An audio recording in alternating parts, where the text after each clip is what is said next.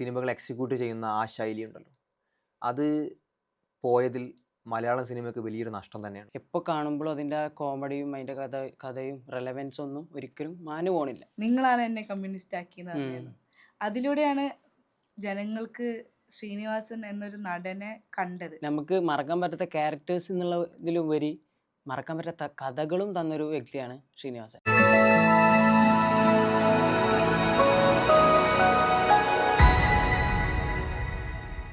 ഇന്ന് Indian film ഇൻഡസ്ട്രിയിൽ ഒരുപാട് കോൺട്രിബ്യൂഷൻ തരുന്ന ഒരു ഇൻഡസ്ട്രിയാണ് മലയാളം ഫിലിം ഇൻഡസ്ട്രി.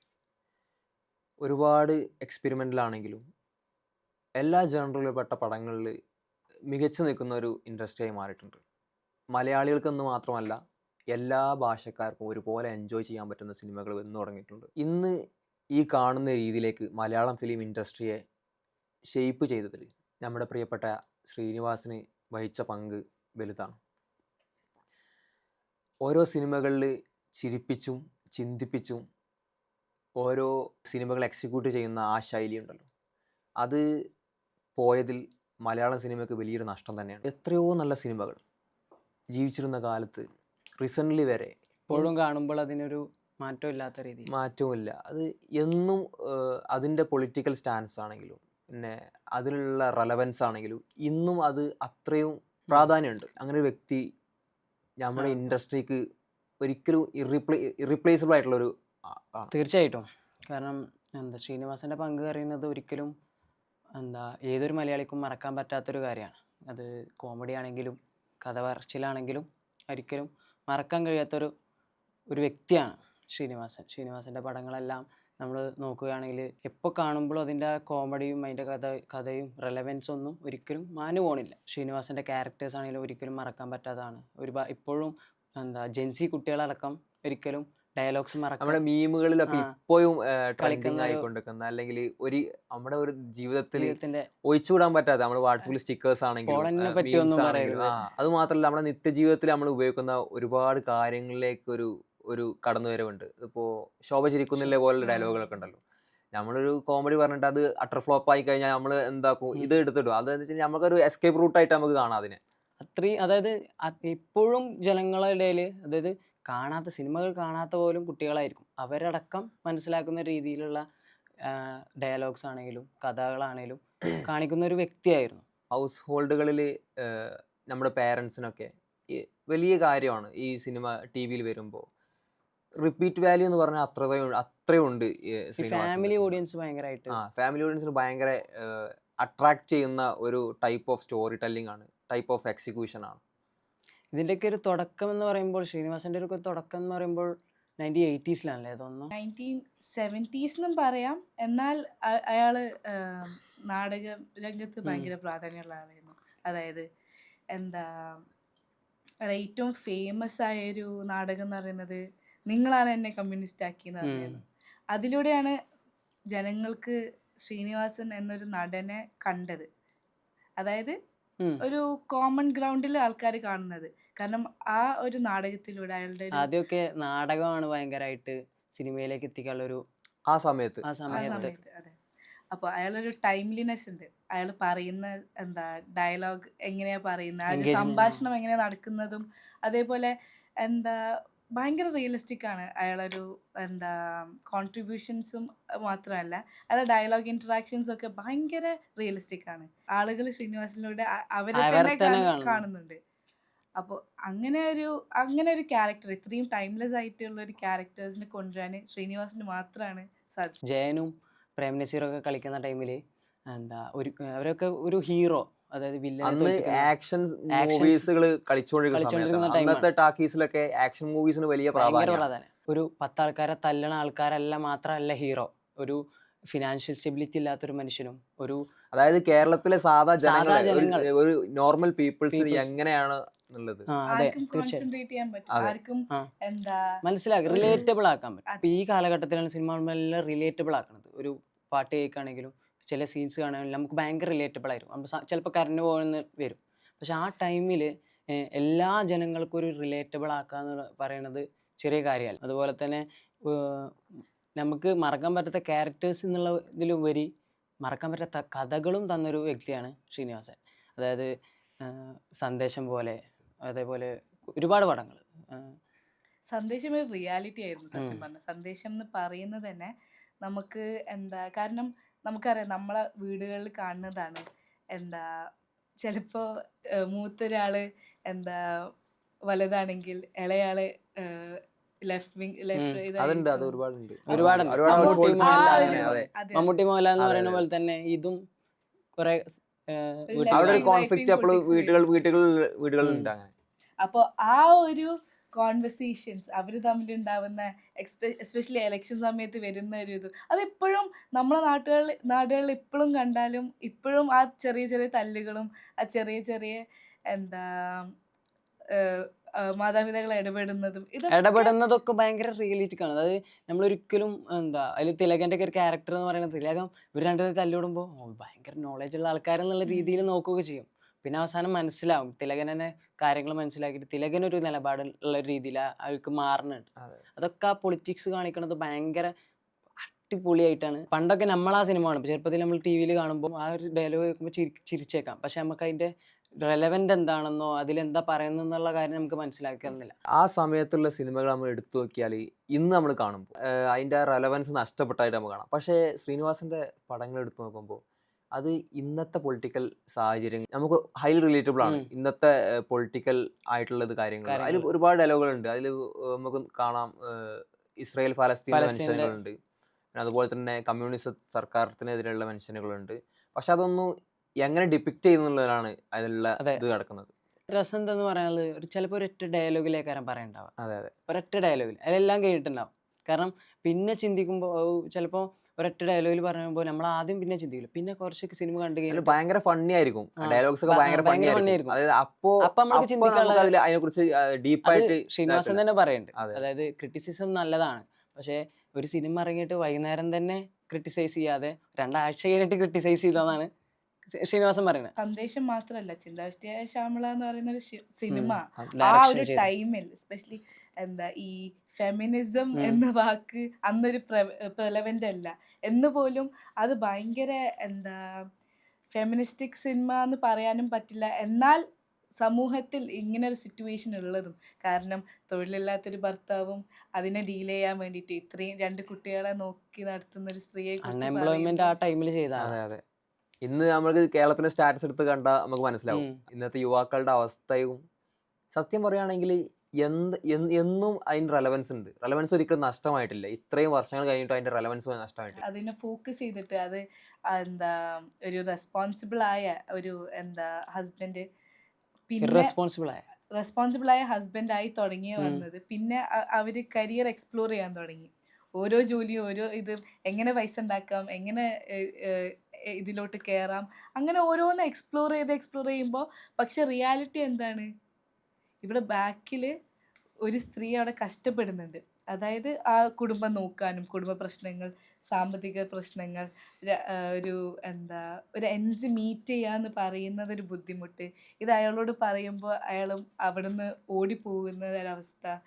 പിന്നെ അങ്ങനത്തെ കുറേ ഇമ്പാക്ട്ഫുൾ ആയ സിനിമകളാണ്. അത് ഈ സിനിമ അന്നത്തെ പീപ്പിൾസിന്റെ ഉള്ളിൽ ഉണ്ടാക്കിയ ഇമ്പാക്ട് കുറച്ചൊന്നുമല്ല. അത് ആ ടൈമിൽ പറയാന്ന് പറയുന്നതും ഡിഫറെന്റ് ആണ്. പിന്നെ അതുപോലെ തന്നെ അല്ല, ഭയങ്കര ബോൾഡ് ആയിട്ടുള്ള മൂവും കൂടെ, കാരണം ഒരു മെയിൽ ഡോമിനേറ്റഡ് ആയിട്ടുള്ള ഒരു സൊസൈറ്റി ആയിരുന്നു ആ സമയത്ത്. അതൊരു ഫിയർ ഇല്ല എന്നുള്ളതാണ് അതിന്റെ അർത്ഥം. കാരണം അത്രയും പ്രശ്നങ്ങൾ സ്റ്റോറീസ് ഒക്കെ അങ്ങനെ വന്ന് തുടങ്ങിയിട്ടില്ല ആ സമയത്ത്. അതായത് ആൾക്കാർ അക്സെപ്റ്റ് ചെയ്തു എന്നുള്ളതാണ് വിജയം. സ്ക്രീനിൽ മാത്രമല്ല, ഓഫ് സ്ക്രീനിലും വളരെ ഒരു മികച്ചൊരു വ്യക്തിത്വമാണ് ശ്രീനിവാസൻ. ഓഫ് സ്ക്രീനിൽ നമുക്ക് ചില ഇന്റർവ്യൂസ് ഒക്കെ എടുത്ത് നോക്കിയാൽ മനസ്സിലാവും. ഭയങ്കര ഹമ്പിളായിട്ടും സ്വന്തം ട്രോളിയിട്ടും ഭയങ്കര ഹമ്പിളായിട്ടും. അതുകൊണ്ട് തന്നെ ആയിരിക്കും ആൾക്കാർക്ക് ഇത്ര ഇഷ്ടം.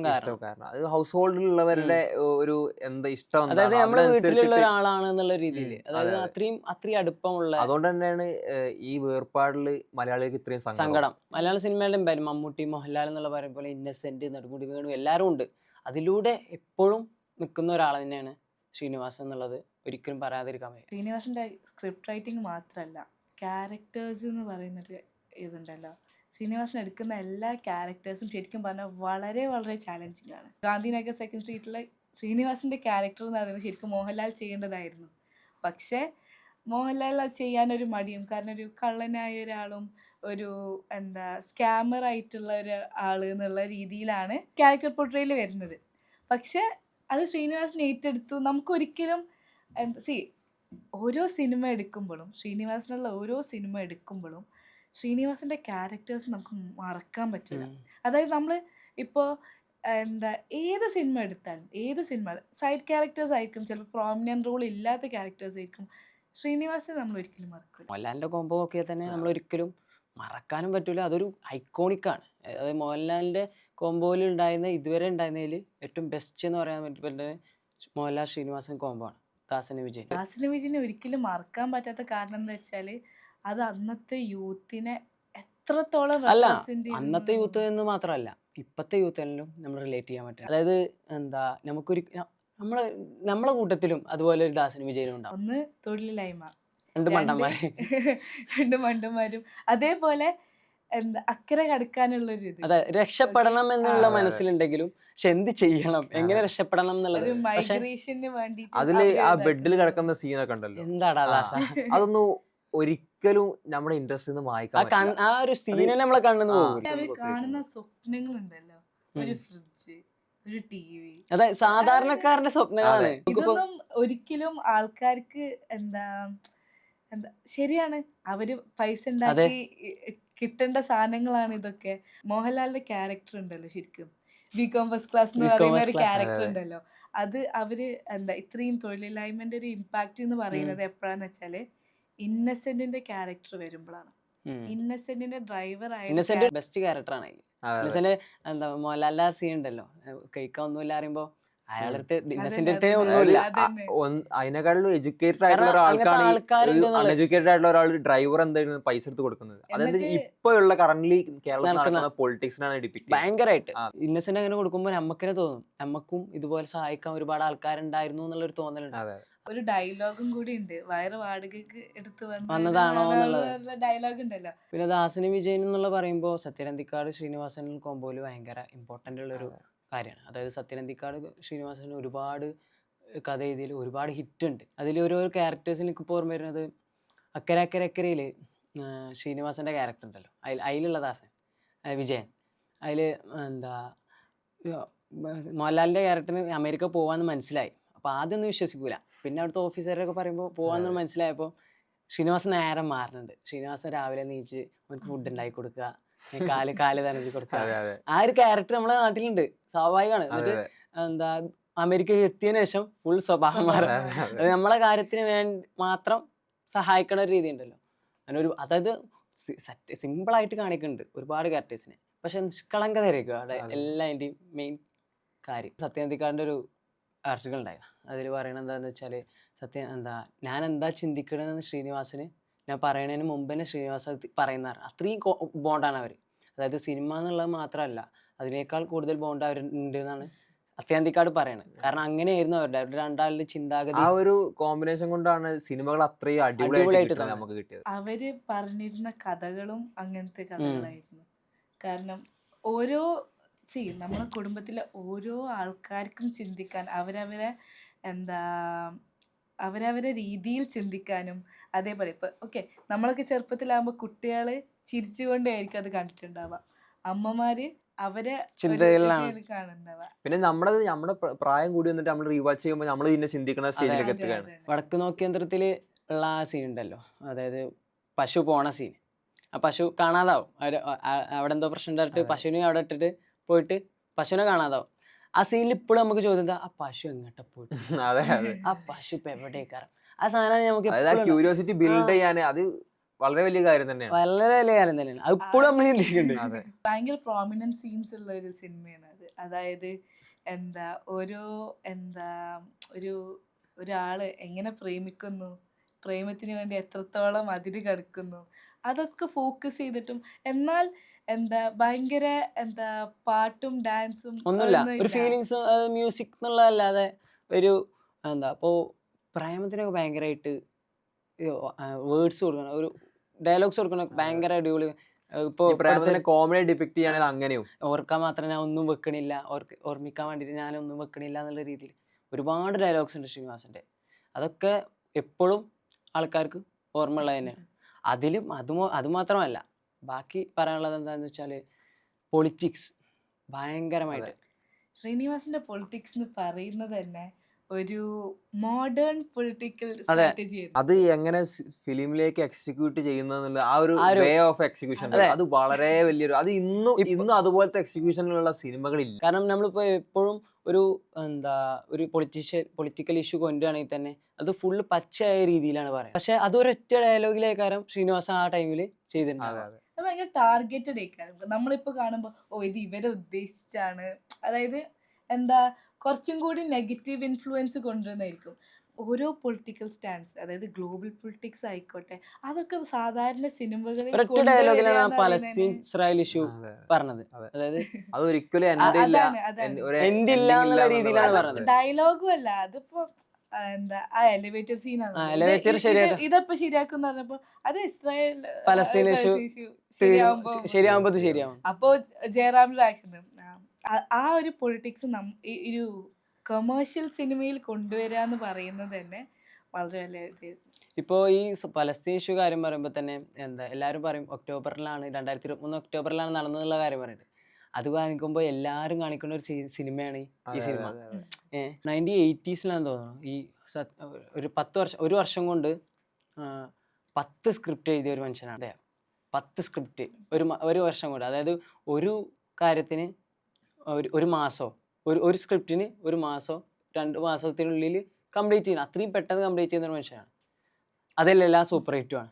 അതെ അതെ, എന്തായാലും ആ വേർപാട് ഉണങ്ങാത്തൊരു മുറിവായിട്ട് നിൽക്കുകയാണ്. പക്ഷെ എല്ലാ ഓർമ്മകളിലും സിനിമകളിലും ഉണ്ടാവും എന്നാണ് ഞാൻ വിശ്വസിക്കുന്നത്. ഇനി മുതൽ he'll live with us in cinema.